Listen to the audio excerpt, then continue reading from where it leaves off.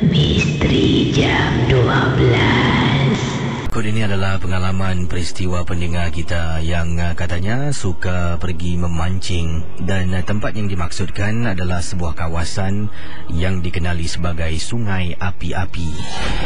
Katanya di sini, Kisi, saya pernah beberapa kali memancing. Antara tempat yang saya suka pergi adalah di Sungai Api-Api. Dan bila memancing di tempat ini, saya akan pergi di waktu malam sebab waktu siangnya saya bertugas.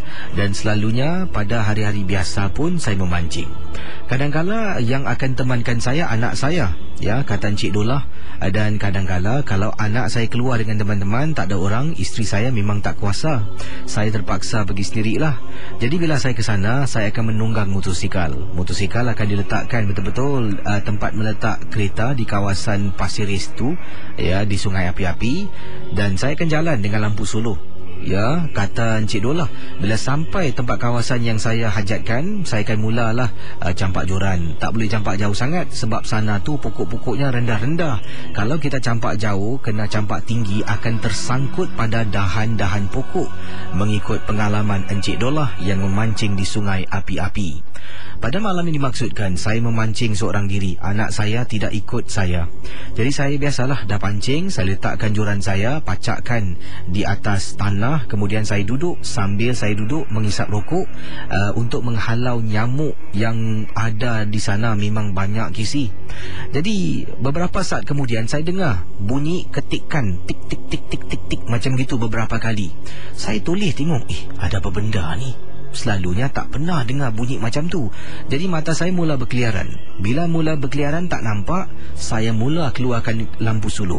Saya tahu sebenarnya kalau pancing tempat macam tu tidak dibenarkan, Kisi. Mengikut apa yang saya tahulah, yang saya belajar daripada mak saya belajar dari nenek saya, noyang saya dan sebagainya. Kalau berada di tempat-tempat gelap, tempat-tempat yang dikatakan macam yang saya maksudkan, hutan, mungkin tepian sungai dan sebagainya, jangan main suluh-suluh sembarangan. Jadi saya terlupa akan pesanan itu. Saya dengar bunyi tik-tik-tik-tik beberapa kali. Saya tengok dengan mata tanpa lampu, tak nampak. Jadi saya rasa curiga, kata Encik Dolah. Saya pun angkat lampu suluh, mula suluh kiri kanan. Apabila saya suluh terkena dekat satu spot ni, Kisi, punyalah terperanjat.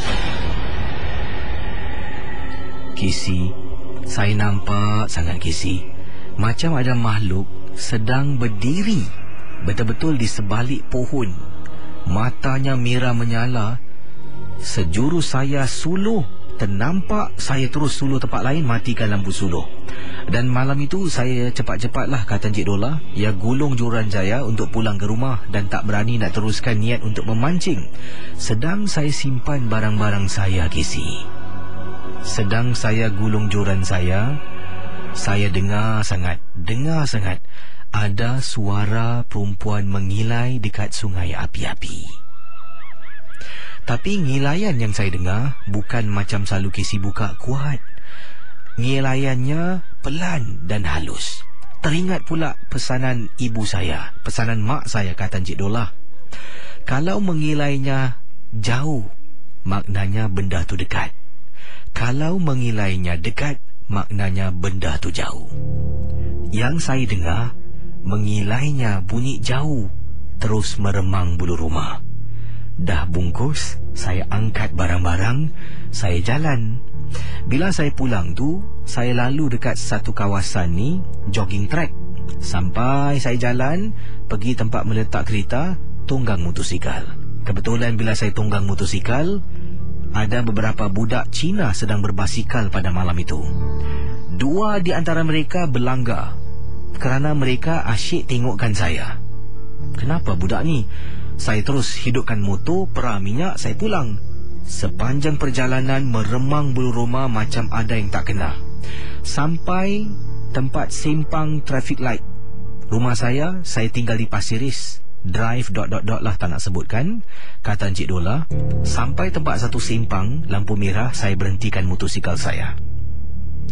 Sebelah ni ada kereta. Kereta ni pemandunya asyik-asyik tengok belakang tempat duduk saya. Saya tengok cermin tak nampak apa-apa. Jadi saya pusing tengok blind spot. Kisi, Dekat belakang saya, Casey, macam ada perempuan sedang duduk. Hanya Tuhan yang tahu perasaan saya. Sepanjang perjalanan, saya singgah kedai minyak. Betul-betul kedai minyak tu terletak belakangnya ada kondominium di kawasan Pasir Ris. Turun dekat sana, letak motosikal tepi, tengok tak ada benda, pergi beli air, minum sekejap. Saya konon-konon cuba berbual lah dengan parking attendant dekat sana.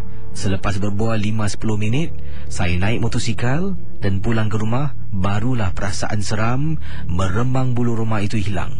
Itu saja pengalaman saya, Casey, dari Encik Dola. Misteri Jam 12.